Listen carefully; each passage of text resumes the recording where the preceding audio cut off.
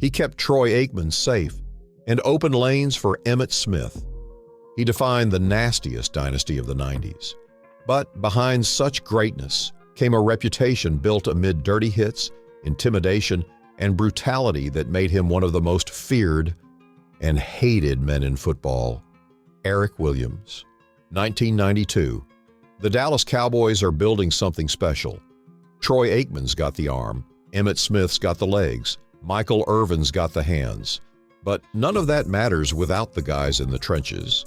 The offensive line that would become the foundation of 3 Super Bowl championships. And at the heart of it all was a 6'6", 320-pound monster from a small HBCU that nobody saw coming. Erik Williams didn't just anchor that line. He redefined what it meant to be a protector in the NFL. But here's the thing. For every quarterback he kept clean, there was a defender left questioning their career choices. For every rushing record his blocks helped create, there was a pass rusher who'd never look at him the same way again. Erik Williams' story starts in Philadelphia, born on September 7, 1968, made his mark at Central State University, a historically black college in Ohio that most NFL scouts had never heard of. When the Cowboys selected him in the 3rd round, 75th overall of the 1991 draft, expectations were modest. The team needed depth on the offensive line. Nobody expected to find a future cornerstone, but Jimmy Johnson and his coaching staff saw something special.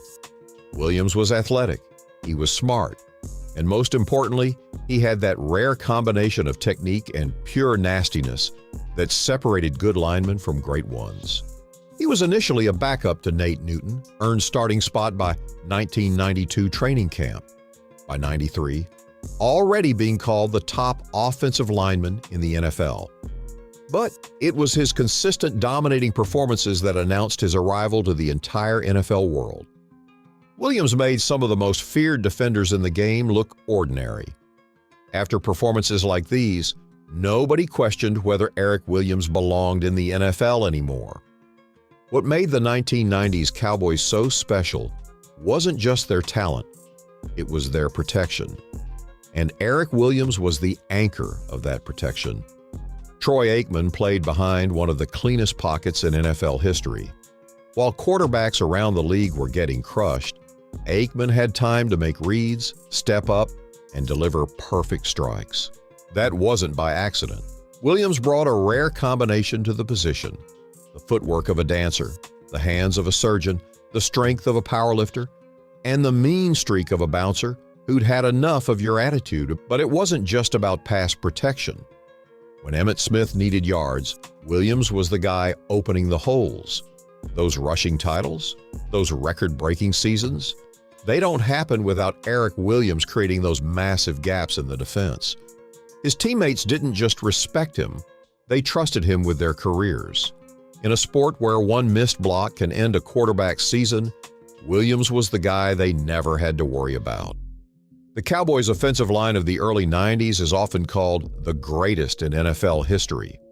Larry Allen would later join that group and make it even more legendary. But Williams was already the foundation that made it all possible. 3 Super Bowl rings in 4 years.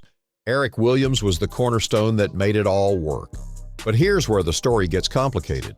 Because the same guy who protected his teammates with surgical precision had a reputation for playing dirty that followed him everywhere he went.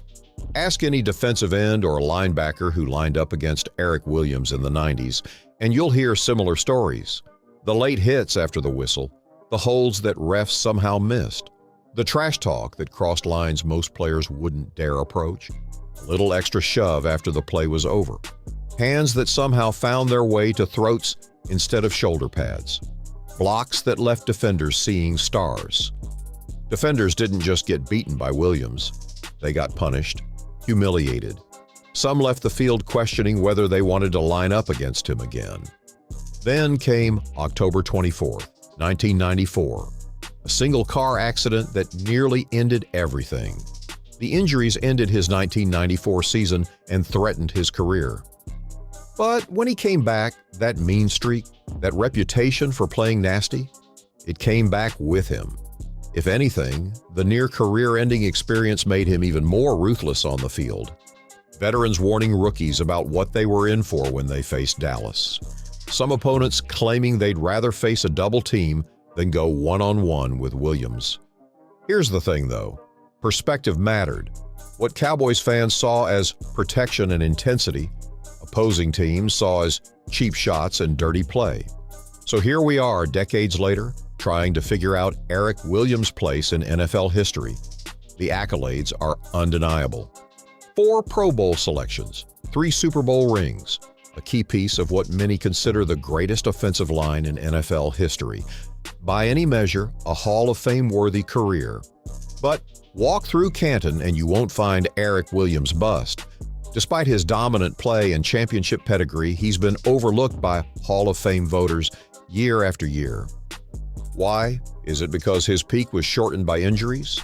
Is it because the Hall of Fame has a logjam at offensive tackle? Or is it because his reputation for dirty play has overshadowed his on-field excellence? In Dallas, there's no debate. Williams is a hero, a warrior who protected their championship dreams. Ask Cowboys fans about Erik Williams, and they'll tell you about a player who embodied everything they loved about those 90s teams: toughness, intensity, and an unwillingness to back down from anyone. But ask around the rest of the league, and you'll get a different story. A player who took things too far, who played with a mean streak that crossed lines most professionals respected. In today's NFL, with its emphasis on player safety and sportsmanship, Williams' style of play probably wouldn't fly. The league has evolved, and maybe that's for the better. Williams himself has mellowed over the years. The intensity that defined his playing days has given way to a more reflective approach to his legacy. But he doesn't apologize for how he played. So here's the truth about Erik Williams. He was exactly who he said he was at the beginning, the most reliable protector in Cowboys history, and one of the nastiest players the league has ever seen. Without Erik Williams, there's no Cowboys dynasty, no 3 Super Bowls in 4 years, no legendary offensive line. Troy Aikman probably doesn't stay healthy long enough to reach his potential. Emmitt Smith doesn't break rushing records. But there's also no denying the trail of battered defenders he left in his wake, the reputation that followed him throughout his career, the fine line between protection and brutality that he walked every single game. Maybe that's what made the 90s Cowboys so special and so polarizing. They played with an edge that today's NFL has largely eliminated. Erik Williams wasn't just a product of his era, he helped define it. Hero or villain? Protector or predator? Maybe the answer is, he was both. And maybe that's exactly what the Dallas Cowboys needed to become a dynasty. So what do you think? Was Erik Williams the ultimate protector who did whatever it took to keep his team safe? Or was he a dirty player who took things too far? Drop your thoughts in the comments below. We read every single one. If you enjoyed this deep dive into NFL history, smash that subscribe button for Kicker Throne. We're breaking down the untold stories that made the NFL what it is today. Thanks for watching, and we'll see you in the next one.